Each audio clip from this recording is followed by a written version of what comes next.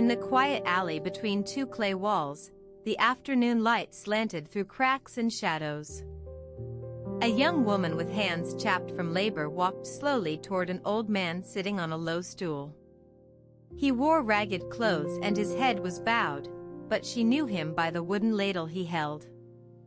"Hello," she said softly, placing her basket near his feet. He looked up at her with tired eyes, nodding silently in greeting. She picked through her basket and pulled out several small apples, setting them beside him. "I thought you might be hungry." The old man took one apple and peeled it slowly, then ate a piece. He offered the rest to her, but she shook her head and watched as he finished it.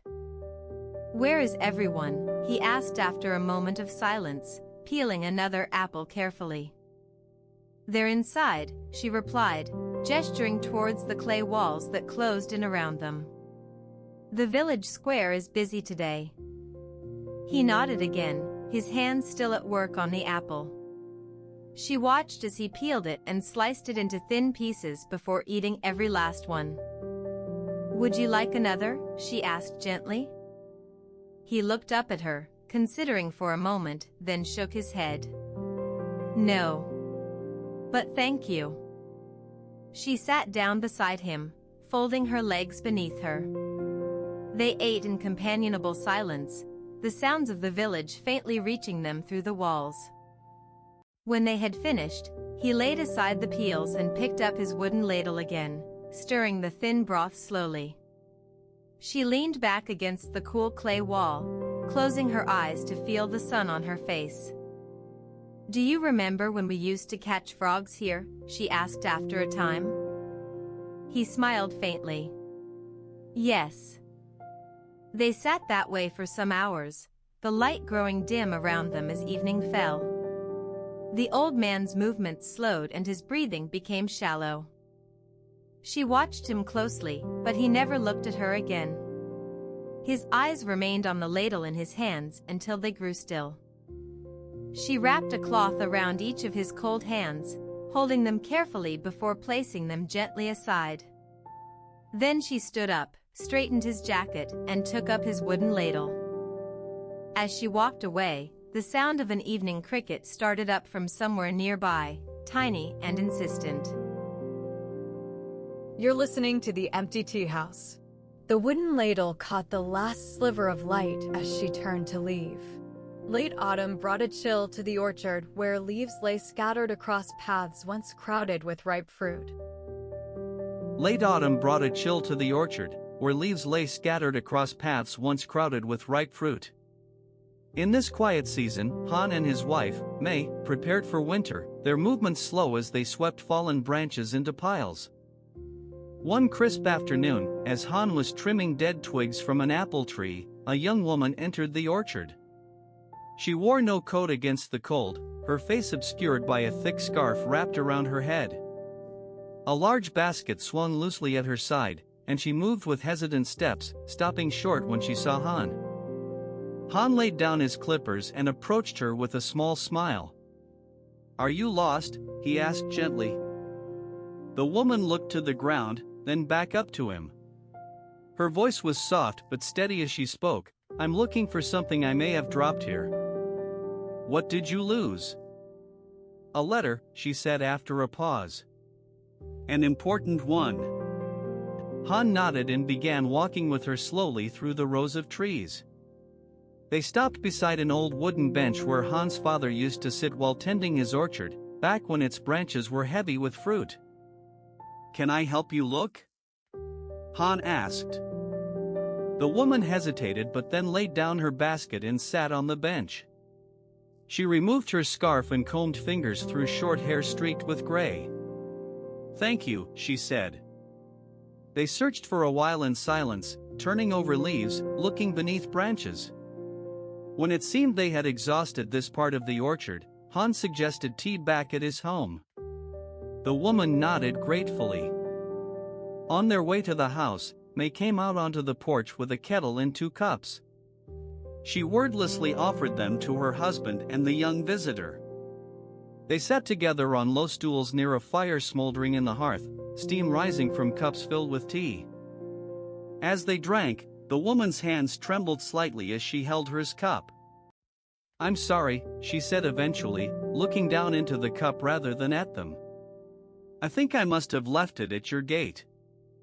Han set his cup aside and stood to retrieve a small black notebook from a drawer by the door. He returned with it open to a page marked by a ribbon and showed her the entry. Her eyes widened in recognition, but she said nothing. "Is this what you were searching for?" Han asked kindly. She nodded, tears welling up as she met his gaze. "Yes," she whispered. "It was something I thought I needed." Han folded the notebook gently back together and handed it to her with a simple gesture that spoke of acceptance and understanding without words. They sat quietly for some time, enjoying May's tea in companionable silence.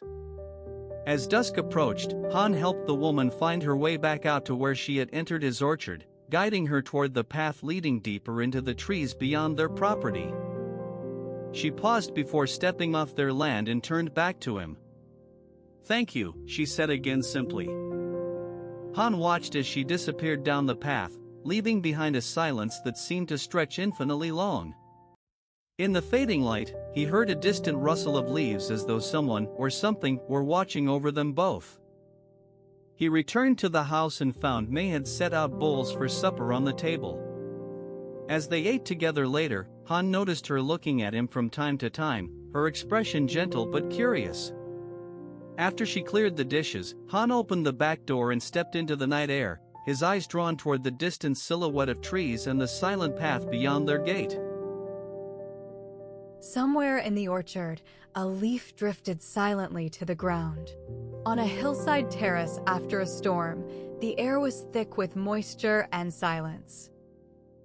On a hillside terrace after a storm, the air was thick with moisture and silence. The rain had stopped, but drops still clung to leaves and twigs, trembling just before falling again. Two figures sat beneath an oak tree, its branches heavy with water. Ella stood first, her hands braced on the damp earth beside her. She turned to look at him, eyes wide in the dim light of twilight. "You've been here all afternoon," she said softly. The man nodded, his gaze drifting over the distant hills where the storm clouds were slowly parting. His clothes were soaked through and clung to his frame like a second skin. He reached for his backpack but paused when Ella held out her hand. "Wait," she murmured, more of an invitation than a command. She led him to an old wooden bench tucked beneath the tree's canopy. They sat in silence, side by side, as if their presence was enough communication. The man watched her hands as they worked through her thick hair, combing out tangles with practiced patience. Ella pulled off his wet shirt and wrapped it around her shoulders like a shawl. He did not protest but leaned back against the bench, eyes closing briefly before opening to meet hers again. In that moment of shared acknowledgement, both understood what needed saying could only be communicated through action. She rose suddenly, heading towards her cottage at the base of the hill. Moments later, she returned with a towel and a small pot of hot tea. The steam curled upwards, mingling with the lingering scent of rain-soaked earth. She handed him the towel without looking at him, then took a sip from his mug before offering it to him. As he dried himself off, Ella's fingers brushed against his arm, gentle as butterfly wings. For an instant, their eyes locked. There was no need for words, just recognition of something shared and tender. He put down the towel and reached for the tea, cradling the warm cup in both hands.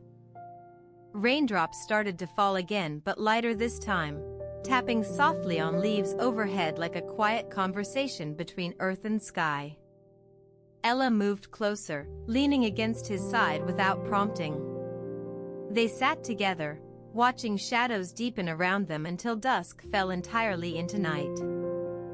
Finally, as if struck by a sudden thought, Ella pulled back slightly and reached for her basket of herbs hanging nearby. She picked one sprig from inside and pressed it gently into the man's hand before returning to the shelter of his side once more. In the soft rustle of leaves above them, he held on to that single herb as if grasping at a whispered secret. The single herb trembled in his palm as another drop fell from above, landing silently beside it. In late autumn, an orchard lay quiet under the weight of its silence. In late autumn, an orchard lay quiet under the weight of its silence.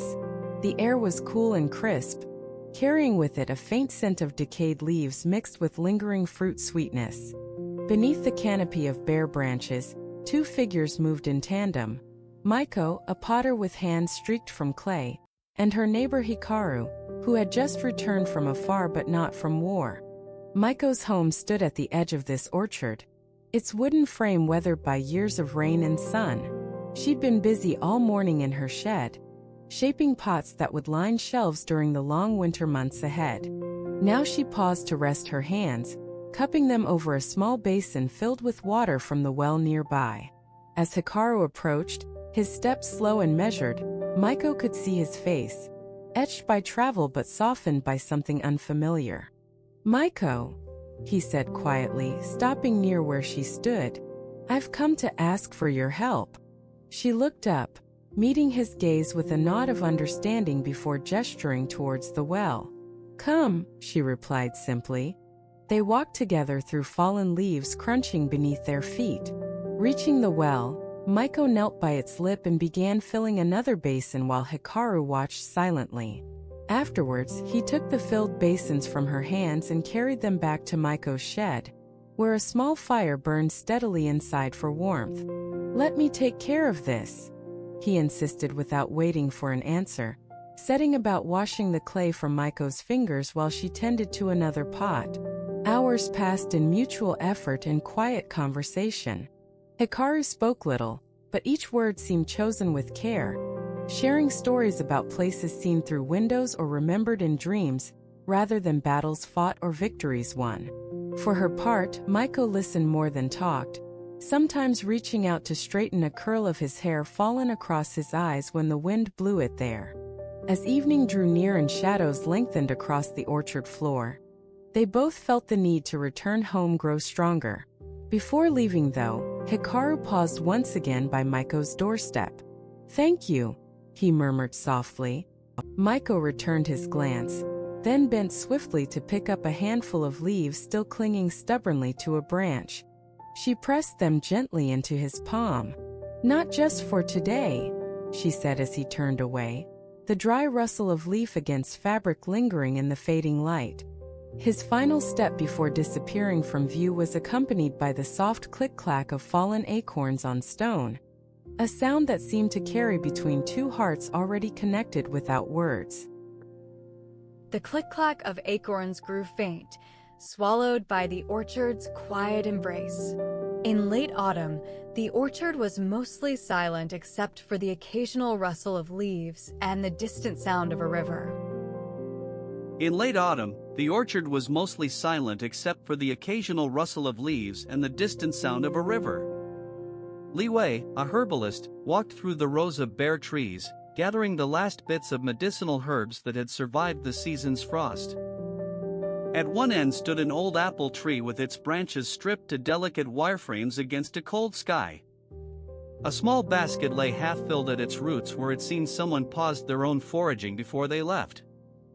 As Li Wei approached, she saw another figure there, a man who looked tired but familiar, as if he'd been part of the village long ago and now returned.